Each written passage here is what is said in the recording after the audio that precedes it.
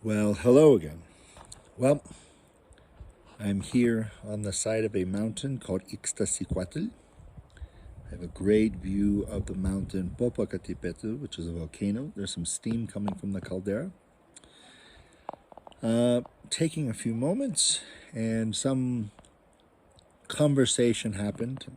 I have been trying to be as quiet as possible, but the question seemed to find me. So, here was the question: how does Taoism deal with insecurities? I asked for more context, and the context was, if I am very insecure, how do I deal with the anxiety, and not like the somatic anxiety, but social anxiety, which is, it may feel similar, but they're very different things. Social anxiety is situational, whereas somatic anxiety is, it just comes and goes based on environment in the body and other things. It's not so easy, the somatic one, but the social one.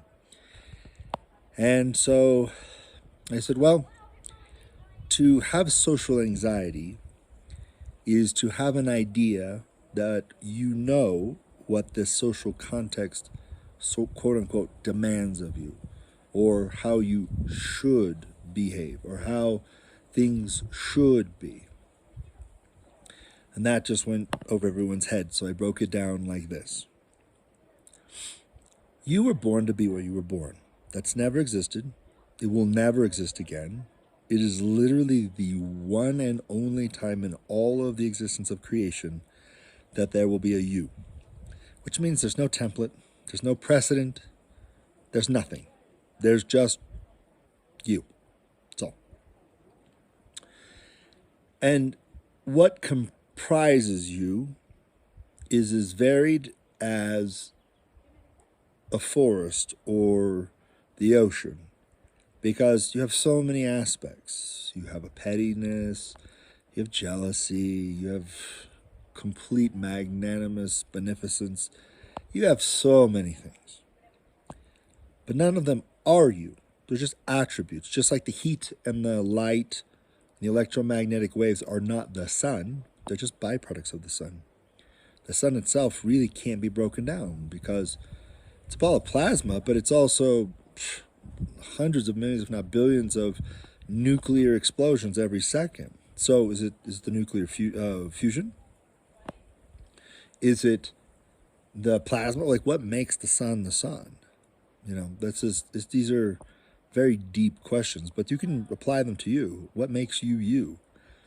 People who believe their thoughts and their emotions are them, well, then they have certain anxieties and depressions about it, because if you are having bad thoughts or bad emotions, well, that must mean you're bad, right? However, you can't control what you think and you can't control what you feel. You believe, most people, that you can control the environment and therefore I won't trigger myself. Not true. Not true. It's a fool's errand, and it generally makes people not want to be around you. You're not your actions, but your actions are a hell of a poker tell on what you believe you are and what you think of yourself internally.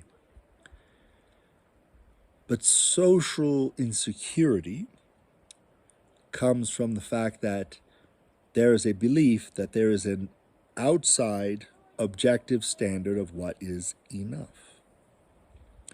Now, if you're at work professionally and you have a job doing computer coding, well, if you don't know a damn thing about it, well, then you're not enough for that job. Not because there's some moral viability that you don't possess, but in fact, it's because you don't know how to do the damn job. Simple. Could you learn it? I don't know. Can you? Will you put the time in? If you can, well then, yeah, just it's a matter of getting it done. But the concept of enough eludes most people. That's why they chase money their whole lives, their fame their whole lives, the approval of parents and friends and social groups, the acquisition of possessions with things like Louis Vuitton or Prada or whatever else on it, so that everybody knows I'm rich. Newsflash.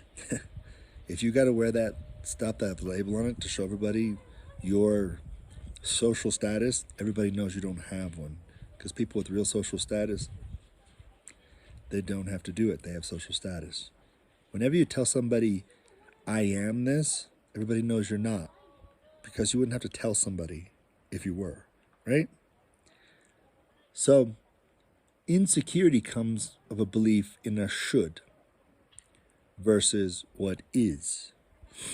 The reality of reality is that there is no shoulds. There is only is.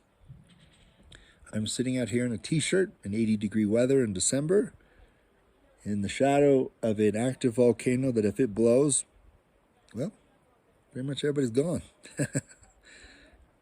I've got lots of trees and lots of cabins and lots of people around me that speak in completely different language, and I'm a very different unknown quantity to them.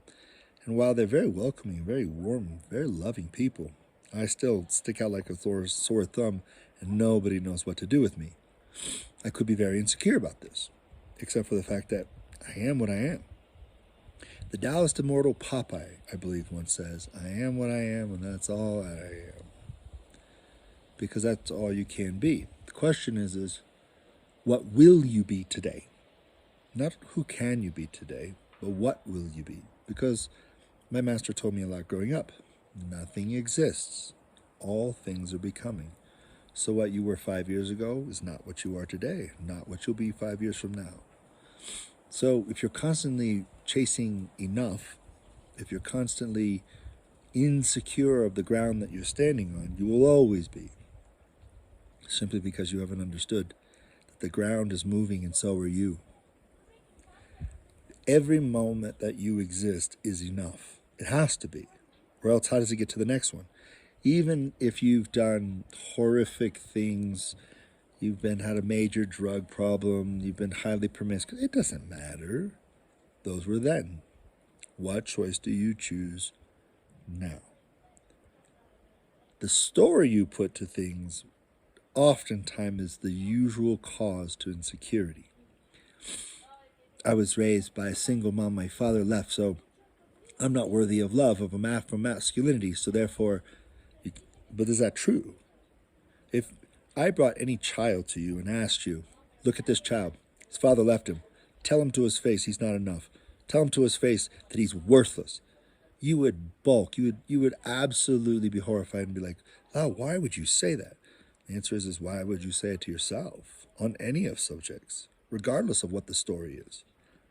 You wouldn't deign to dignify saying it to any other human. But the things that people tell themselves are the true source of insecurities. Every time, twice on Sunday. How, though, would a Taoist fix this? Well, if it's not self-evident, I will try to be explicit. You must come to see what is. Only the truth. Not somebody's subjective truth, but reality will free you from insecurities. Humans are capable of the most amazing altruism, the most beautiful and kind things for strangers they've never even met.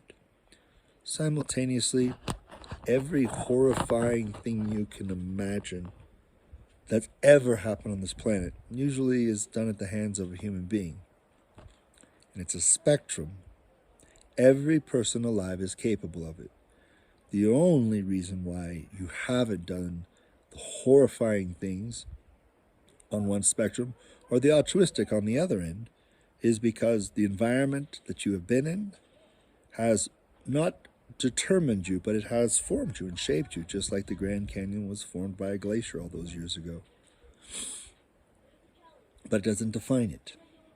Because some people think the Grand Canyon is beautiful, and sometimes people think it's, well, ugly. Interesting story is the Grand Canyon doesn't give a damn one way or another either. The Grand Canyon knows what is. I'm just a canyon. You can call me grand. You can say I'm not as grand as the Copper Canyons in northern Mexico. Just a canyon. And that's enough. And who knows what 100 million years from now, what it'll be like then. The Grand Canyon would never show insecurity because it simply accepts, I am a canyon. It's no different than the Earth. It would be there if the glacier had not gone through there. It's just the same Earth, the same dirt. And if you look at the actual depth of the mantle of the Earth, 'tis but a scratch. Seeing things as they are, you are capable of all of it. There's no moral deficiency of being capable of something. Why do some people act on that end and others only act on that end? And the answer is environment they were placed in. We are all shaped by our environments. If you came in for 2 wonderful parents in a wonderful community, sure, you're still capable of those things. The likelihood and probability is low. Not zero, though. And there are many people that do go into some unknown paths. And they look back and go, why would I do that? I had such a great upbringing. Why? The answer is because you're here to follow a path. And that path, you're never going to escape. And the more you try to escape it, the more you're going to create it. Insecurity comes from not accepting all this. When people ask me, is Taoism a religion or a philosophy? The answer is, yeah, neither. Both, neither. What makes something a religion and what makes it a philosophy? A philosophy is, I'm going to take pieces of it and add it into my life. I'm not going to live all of it. I'm going to live it when it's convenient. I'm going to live it when I need it the most. I'm going to live it. And this is done with everything. But a religion is something you live every day. You make it your cosmology. You make it literally the beginning and end of everything you do. If you are following the Tao, you are Taoist-centric and you use the Taoist cosmology and worldview, and you start every day understanding you're immortal and you understanding your higher nature and you understanding your own mind and your body and your divine will, and you see how they flow from one another into one another, just like yin and yang, then everything you see in the world comes from that. But if you're like, well, I mean, my family's Catholic and I'd like being Catholic and all, but there's some interesting things in the Tao I'd like to, but I don't want to practice religion. You're not going to practice religion because you're not going to live it everything. You're only going to live what's convenient for you. There's nothing wrong with that either. But if you are half-hearted on everything you do and you don't actually commit, and most people, the only thing they commit to is what society or their social constructs tell you. The Kardashians are amazing. I mean, they're just people. I'm sure they're fine people, but they're just people nonetheless. But they have all this money and all these people love them. Maybe, maybe not. What's important that you understand is that none of that is real. One day there'll be no Kardashians, one day there'll be no Western culture, and it'll be something else. But the Tao, it's forever. These trees will always be trees that watch civilizations rise and fall and everything else. You cling to what's real. You accept what is, and you can be so secure, just like these trees are in the ground, even though they're in the shadow of an absolute active volcano. Because all these trees will do is go back to being carbon, which will go back into the ground, which will make new trees. The Tao trolls on. All right? All right. I hope this helps answer your question. To battle insecurity is to simply accept what is. But to accept what is, you have to understand it. Once you understand what is, then accepting it, and the insecurities are gone. Okay? All right.